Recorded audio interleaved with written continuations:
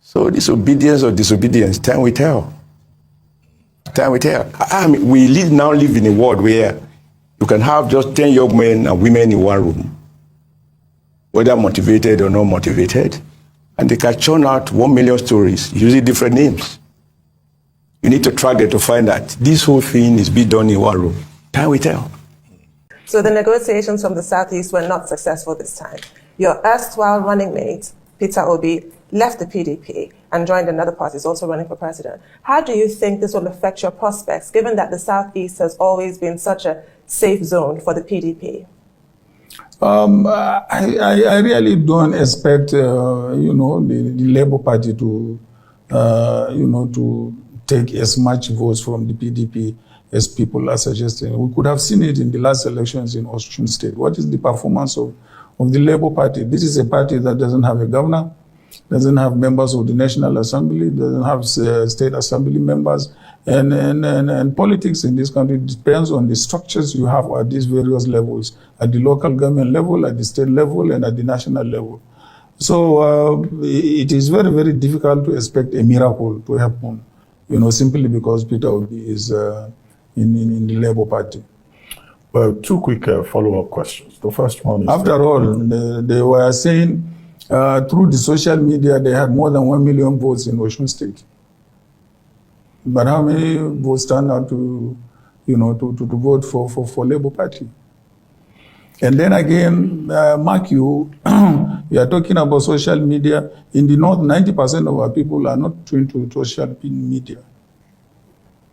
How can Peter Obi win any election? Peter Obi is polling 1% in Sokoto, 2% in Katsina, 5% in Kano. That's why the votes are. All states are not equal.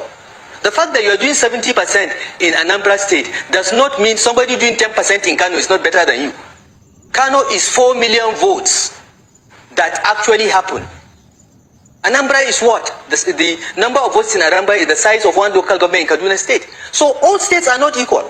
If you poll states and you make them equal, yes, Peter Obi will sweep the southeastern states. He will do well in South-South. Where else?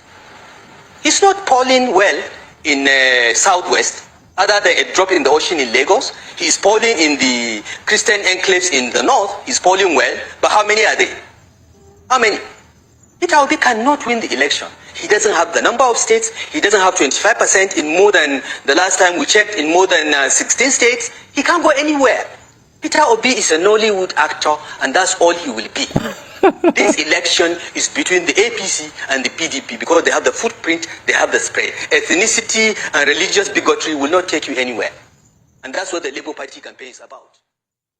So this election is ours to lose because I don't see any other person in the horizon. People who say they are obedient, of course, let them be, but they will run out of steam. We know how to manage elections. How many people have been able to do what we are doing? They can't even form their campaign council, not to talk about having a timetable for elections. I would say if Nigeria, if Peter Obi is one of our best, can Nigeria pull off what was pulled off, maybe what Trump pulled off by getting these new votes that nobody even knew existed? Is it possible?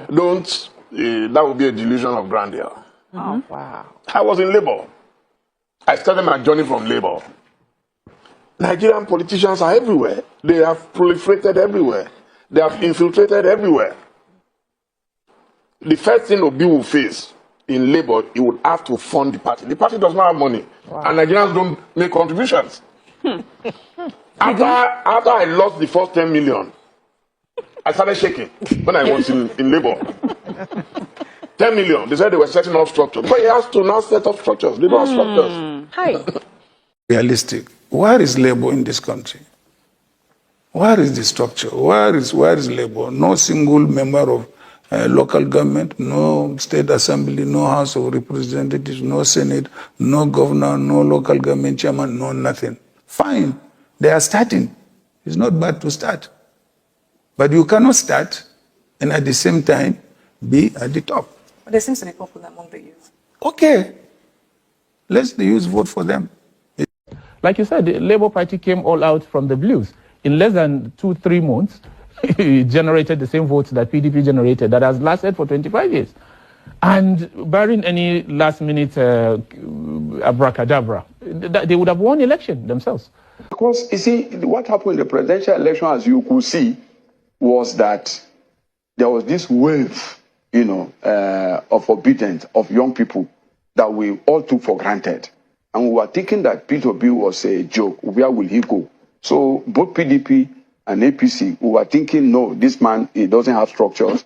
He will not be able to do much and so on. So, but the people somehow, young people, seized the initiative from all the politicians.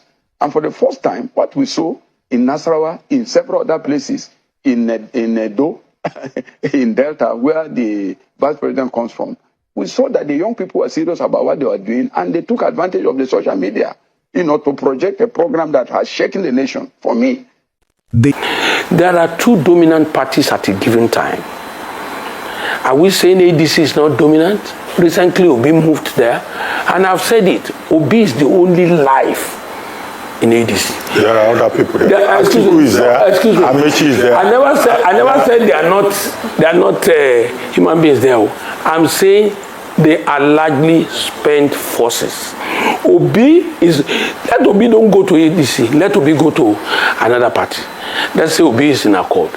Accord will become, is that? Excuse me, I'm saying it to be, Obi is the only traction.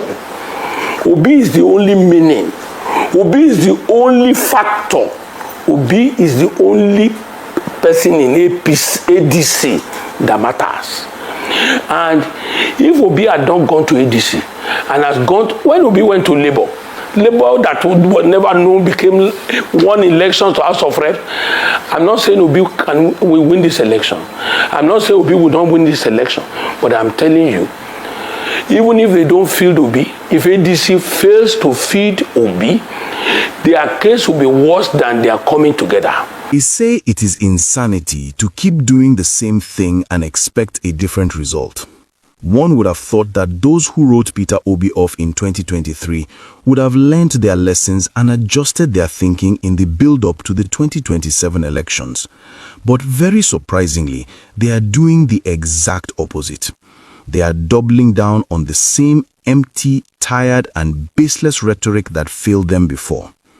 What makes this even more shocking is that some of them are repeating the same old political permutations based on the so-called KKK states, permutations that Peter Obi completely dismantled in 2023. Obi won the election using a totally different electoral map, one that defied all their calculations, assumptions, and political theories. He proved that Nigerian politics has changed, yet these same people are still holding on to a narrative that reality has already exposed as false. Even after seeing that their formulas did not work, they have refused to rethink. Instead, some of them are now coming up with all sorts of strange explanations and narratives just to convince themselves and others that Obi cannot win. Every day, a new excuse appears. Every day, a new theory is manufactured. All of it is aimed at one thing: dismissing Peter Obi's chances and downplaying the movement behind him. In fact, some of them have now started saying that 2027 is not 2023 and that the demography has changed. This argument is not only weak, it is actually ridiculous. Demography did not suddenly disappear in 2023 when Obi shocked the political establishment. Young people, first-time voters, urban voters, and disillusioned Nigerians did not vanish overnight. If anything, the conditions that produced the Obidient movement have become even stronger. It is both funny and unbelievable how they continue to underrate a man who, against all odds, actually won the election in 2023. Without the kind of political structure they worship, without access to state resources, and without godfathers, Peter Obi still changed the entire political conversation in Nigeria. That is a fact, no matter how uncomfortable it makes them. So, this message is really for my colleagues, the Obedients. This is to encourage you and strengthen your resolve. Do not be discouraged by these speeches that dismiss or downplay Obi's candidacy or chances. We heard far worse in 2023. We were mocked, insulted, and told repeatedly that it was impossible. Yet we saw what happened. So keep your heads up, stay focused, stay organized. Once Peter Obi gets the ticket of any political party, whether it is ADC, Labour Party, or even the Birthday Party, we will go to work just as we did before. And this time, we will work even harder. Because history has already shown that when Nigerians decide, no amount of political calculation or recycled rhetoric can stop them.